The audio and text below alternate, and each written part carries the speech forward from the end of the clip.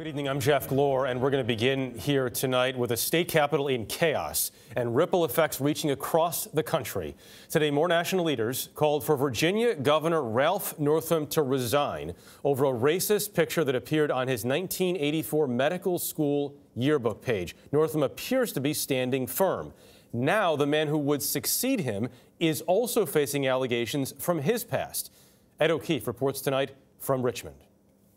No, we will not get over it until he has removed himself. Protests in the streets and pleas from lawmakers so far haven't convinced Virginia Democratic Governor Ralph Northam to step down. The former pediatric neurologist was out of sight today, huddling with members of his administration. He's trying to determine if he can survive the scandal that erupted Friday when a conservative news website published a racist photo from his 1984 medical school yearbook page. After initially apologizing and saying it was him in the photo, Northam changed his story on Saturday. In the hours since I made my statement yesterday, I reflected with my family and classmates from the time and affirmed my conclusion that I am not the person in that photo. Northam was already drawing national attention for comments defending late-term abortions. After the photo surfaced, he lost virtually all support from his own party. Democratic State Senator Louise Lucas, who has spoken with the governor twice since the scandal erupted, is stunned Northam is still in office. He's lost the moral authority to continue to govern, and I know he understands those words.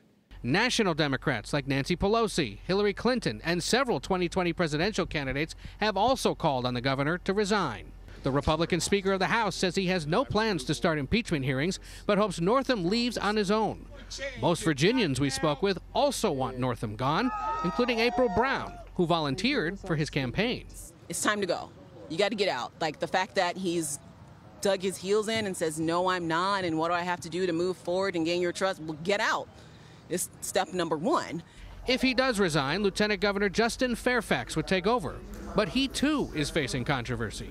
The same website that exposed Northam's yearbook is reporting an allegation that Fairfax sexually assaulted a woman at the 2004 Democratic National Convention in Boston. The woman says the incident took place in Fairfax's hotel room. Today, he denied assaulting her and said it was a consensual encounter.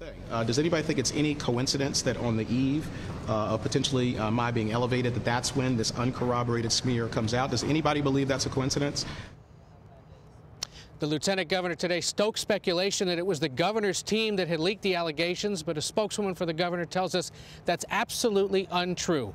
Fairfax has not explicitly called for the governor's resignation, but he hasn't spoken to Northam in more than 48 hours. Jeff? Okay, Ed O'Keefe, thank you very much.